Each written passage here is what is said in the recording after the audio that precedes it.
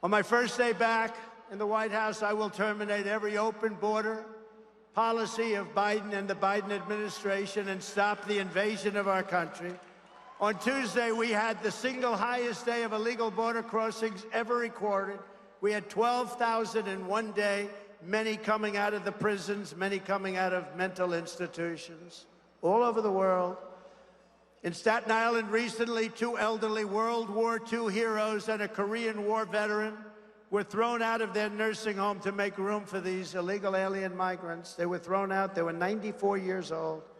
This is just one more reason why, upon my inauguration, we will begin the largest domestic deportation operation in American history.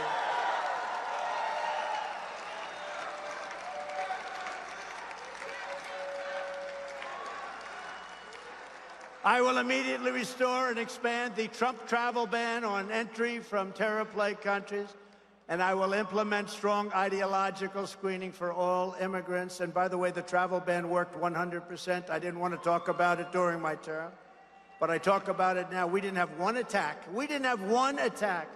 We were safe. And you know who else was safe? Israel was safe, and Ukraine was safe, and Taiwan was safe. They would have never done it. If you hate America, if you want to abolish Israel, if you want to sympathize with jihadists, then we don't want you in our country, and you are not getting in. You're not coming in. I will terminate crooked Joe Biden's electric vehicle mandate on my first day in office. We want cars that will go far.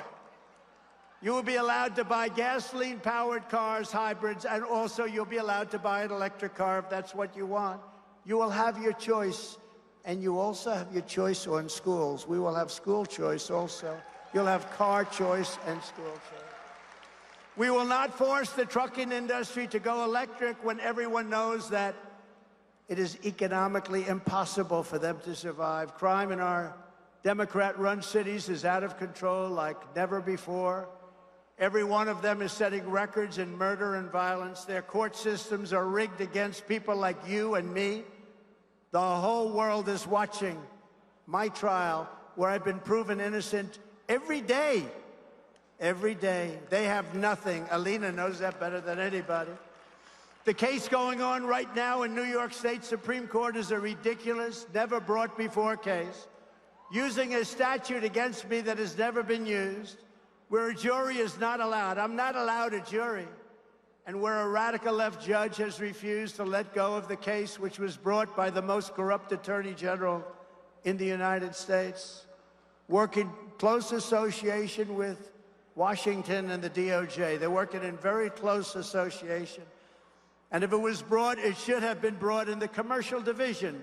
This judge would not let it go. I've proven my innocence. Literally every single day we prove total innocence. The clubhouse-appointed, highly partisan judge, who is crazy, ruled violently and viciously against me before he ever knew what the case was about and before we even started the trial. He ruled against me before the trial was started. It should have never gone to court in order to make the case for the racist Attorney General, Letitia Peekaboo James. He had to get the values of my properties down very substantially from the true values. So he stated, as an example, that Mar-a-Lago in Palm Beach, Florida was worth $18 million, when in fact the real number is anywhere from 50 to 100 times that amount, maybe higher than that. An unassailable expert testified just this week that is worth much more than $1 billion. Another highly respected expert witness in the case testified on Thursday to the Attorney General, "You really ought to be ashamed of yourself for bringing this case against this man." His expert finding after exhaustive research, one of the most respected people in the country, after exhaustive research, is there is no evidence whatsoever of any accounting problems or fraud. There is not a single reference to a violation of any accounting provision. He concluded by saying if Mr. Trump was his student at the Stern School of NYU, where he's a top professor, one of the most respected people in the school, President Trump would get an A on his financial statements. He would get an A. In over 40 years, he said, I've never seen a statement that provides so much detail and is so transparent as these statements. These statements also have an ironclad disclaimer clause stating that the user must use his own due diligence and analysis and not rely in any way on the statements. Right there, we win the case, but this guy refuses to acknowledge it. The prosecution's star witness, their only witness, stated on the stand loud and clear, Boris, that he lied. He said he lied. I lied. It was like Perry Mason. He said he lied. You did a very good job on that, Alina. I'm proud of you. This was like Perry Mason. At the end, yes, I did it. I did it. It's always the last 3 minutes. It was like the last 3 minutes, too. He said he lied. He actually said he's the only witness they had. So we asked the judge to dismiss the case, and he said, no way I'm dismissing. It's a hell of a thing. It's a kangaroo court. This judge couldn't care less. He's out to do a job on all of us, and we cannot let it happen. An appeals court threw out approximately 90% of the case, was thrown out. But this judge openly refuses to honor the appeals court decision as he trudges forward. Facts mean absolutely nothing to him. He cannot wait to render a decision in favor of the crooked Attorney General, who used me to run for her current position. And then, remember, she ran against our governor now. She ran for governor, and she failed, only getting a few points in the polls. She dropped out. She then went back to the Attorney General's office stating that she had something very big to do. You know what the very big is? Me. She's a vicious lunatic. She's an incompetent. You know, as everybody knows, she was the one. She sued ExxonMobil in 2019. Letitia James, in a much-watched legal battle. The end result was that Exxon moved out of New York. How do you think that's a good idea? ExxonMobil, one of the biggest companies in the world, left New York and they went to Dallas. Great job, Letitia. And that's what's happening right now. Businesses are fleeing our country. Businesses are leaving this whole horrible system. They're leaving the state. They're leaving our country. Our country has changed so radically. It's business unfriendly, and they're going to other places. But they're fleeing New York State, and no businesses are coming back. Nobody wants to come back into New York State, but they're actually fleeing to other countries. She and the judge are having a great time together as they mock the system and disregard the appellate division's decision with a laugh and with a smile. I've never heard of a case where you win in the appellate division and the judge says, I don't care.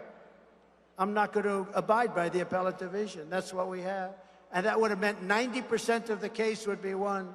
So all of this while murder and violent crime is taking place right outside of this courthouse. So just to wrap up, I want to say this. We have a sick country. We have, as a couple of you have said, we have a nation in decline, in very, very serious decline. We're going to run in New York. We're going to run strong in New York. We're going to do things that nobody ever believed. We're going to win New York. We're going to win New Jersey. We're going to win Virginia. And then we're going to win a lot of the states that we're expected to win. And we're going to do a job like nobody's been able to do. And we're going to bring law and order back. We're going to do something that I will say is slightly controversial, but it shouldn't be. We are going to indemnify policemen and precincts and states and cities from being sued.